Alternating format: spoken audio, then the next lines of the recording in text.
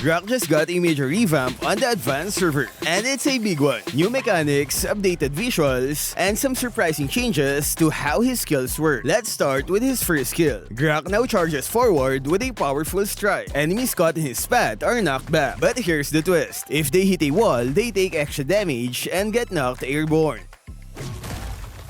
It's a bit like Alpha's second skill, but with a built-in knockback. One thing we'll definitely miss though is the old version's charge-up feature that gave him CC immunity. That's gone now. The new version is all about quick and direct impact. Just aim, strike, and control the enemy. Now on to his second skill, his iconic wall. Visually, the wall has a fresh look, but there's more than just a facelift. If you manage to trap an enemy inside the wall, they'll get pushed much harder compared to those who are outside the wall's edge. Check this out.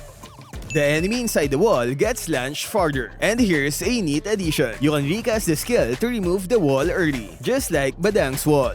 Next up is GROCK's ultimate. This skill lets him charge forward, damaging everything in his path. But the real power comes when he crashes into a wall. Enemies caught in that collision will take bonus damage and get knocked into the air. It's similar to his old ultimate where the wall interaction was key to maximizing the effect. They've also improved the skill indicator. It now automatically adjusts based on obstacles. If you see a large circle at the edge of the indicator, it means your skill will hit a wall. Perfect for setting up big CC. No circle, that means no walls to hit. Let's talk about his passive. GROCK now has a visible timer below his HP bar. Once it fills up, he gains a shield and his next basic attack becomes enhanced. The timer charges faster when he's near a wall. Plus, the basic attack deals damage based on the enemy's max HP. But that's not all. Part of his passive is that he gains crowd control immunity for a brief moment whenever he uses any skill, including the enhanced basic attack.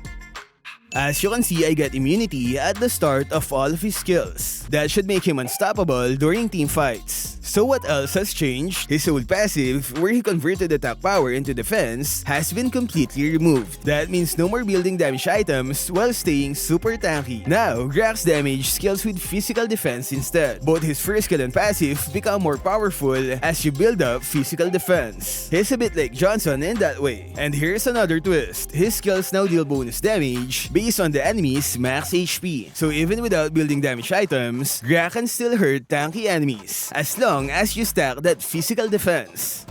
And yeah, there's a cool visual bonus. His body actually grows larger as you build more physical defense. But keep in mind, this only works with physical defense. Magic defense or HP won't increase his size.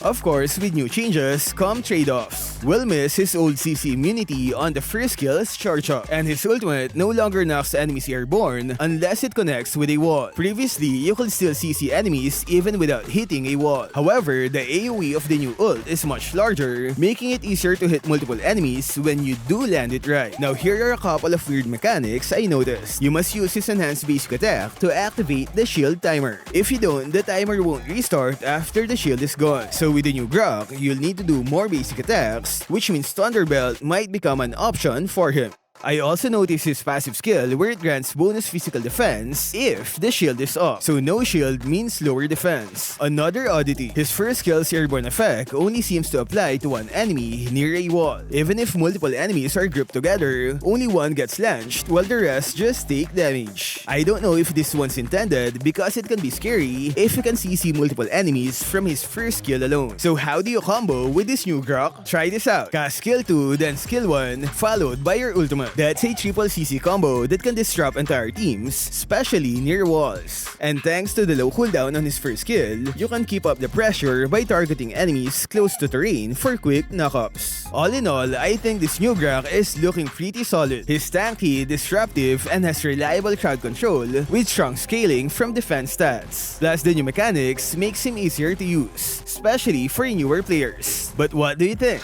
Is this version of GROCK stronger, weaker, or just right? Let me know in the comments.